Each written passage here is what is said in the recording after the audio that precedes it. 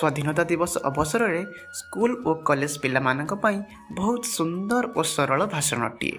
आदरणीय प्रधान शिक्षक, सम्मानित शिक्षक वृंद एवं मोर प्रिय सान बड़ भाई और भौणी माने, आज यह विशेष दिन में मते किछि कहिबाकु सुजोग मिलिथिबारु निजकु धन्य मने करुछि।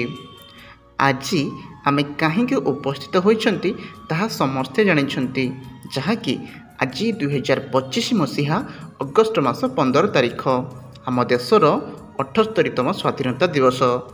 आजिर दिन आम देश भारतर इतिहास रे लेखा जाइथिबा एमिति एक दिवस जहाकु सदा सर्वदा एहिपरि उल्लास और उत्कंठारे पालन कराजिब।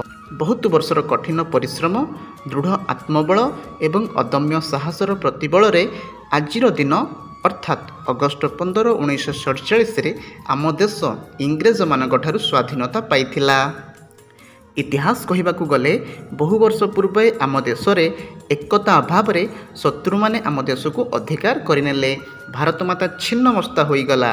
भारतवासी अनाथ आश्रमर अनाथ शिशु होईगले एवं से वीर माटीर किछि वीर स्वाधीनता संग्रामी मानकु बलिदान सम्मान रूपे देवाई प्रतिवर्ष आमे एही दिवस को पालन करिथाउ। प्रथमे विप्लव आरंभ होइथिला मंगल पांडेक ठारू। एहापरे से विप्लव अग्निशम खेलीगला समग्र देश रे एवं भगत सिंह, खुदीराम, चंद्रशेखर आजाद को भली केते युवक यही अग्नि रे लंफ प्रदान कले।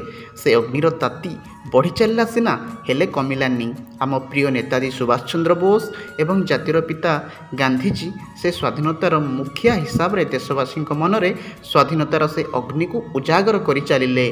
आंदोलन रे भाग नेले सहस्र देशवासी। नेताजी दृढ़ मनोबल, साहस एवं गांधीजी अहिंसा नीति बल रे आम देश शेष रे स्वाधीनता हैला। हेले देश खाली स्वाधीन होगा किछि बड़ कथा नुहे।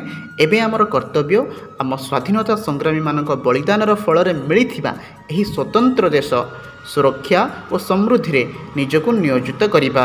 आम प्रिय देश को स्वच्छ, सुंदर एवं सुरक्षित रखिबा। आज आम एही क्षण रे पण नेबा जे आमे आम देश को सबु बेले भल पाइबा और एहार विकास सुरक्षा प्रति ध्यान देबा। एतिकी कही मोर बाणी को विराम दउछि। धन्यवाद। जय हिंद, जय भारत।